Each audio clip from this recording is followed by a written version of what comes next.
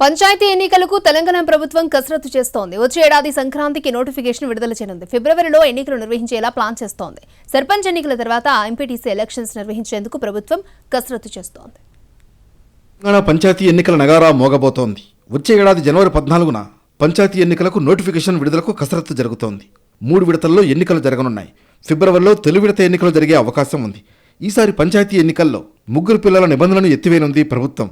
ఆ మేరకు వచ్చే అసెంబ్లీ సమావేశాల్లో ప్రభుత్వం బిల్లు పెట్టనుంది. అలాగే రిజర్వేషన్లలో మార్పులకు కసరత్తు జరుగుతోంది. వచ్చే అసెంబ్లీ సమావేశాల్లో ఎంపీపీ సవరణ బిల్లును ప్రభుత్వం ప్రవేశపెట్టనున్నది.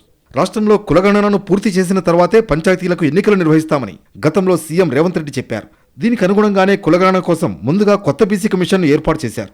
ప్రస్తుతం ఉన్న కమిషన్ గడువు ఆగస్టు 31వ తేదీతో ముగిసింది. కొత్త కమిషన్ చైర్మన్, సభ్యులపై సీఎం రేవంత్ ఇప్పటికే ఒక నిర్ణయానికి వచ్చినట్లు తెలుస్తోంది. తెలంగాణలో గ్రామ పంచాయతీ ఎన్నికలు ఎప్పుడైనా ఉండవచ్చనే సంకేతాలు ఉండడంతో అధికార యంత్రాంగం ముందస్తుగా అన్ని ఏర్పాట్లు సిద్ధం చేస్తోంది.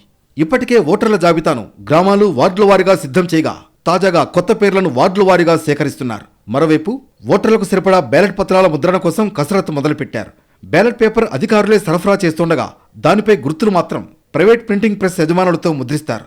బరిలో 4 ఉన్నట్లు, 5, 10 మంది ఉన్నట్లు ఇలా గుర్తులతో ముందస్తుగానే ముద్రించుకుని సిద్ధంగా ఉంచాలా, లేక అభ్యర్థులు బరిలో ఉన్నట్లు తేలాక ముద్రించాలా అనే దానిపై ఉన్నత స్థాయిలో చర్చలు జరుగుతుండటంతో ఆ ఆదేశాల కోసం అధికారులు ఎదురు చూస్తున్నారు. రాష్ట్రంలో 12,941 గ్రామ పంచాయతీలు ఉన్నాయి.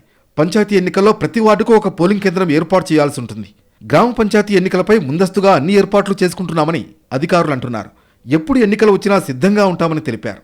గత ఫిబ్రవరి 1వ తేదీతో పంచాయతీ పాలకవర్గాల పదవీకాలం ముగిసింది. ఆ తర్వాత సార్వత్రిక ఎన్నికలు రావడంతో పంచాయతీ ఎన్నికలు వాయిదా పడ్డాయి. మళ్లీ జూన్లో పంచాయతీ ఎన్నికలు ఉంటాయని అనుకుంటే కులగణన చేస్తున్న నేపథ్యంలో పంచాయతీ ఎన్నికలు మరింత ఆలస్యమయ్యాయి.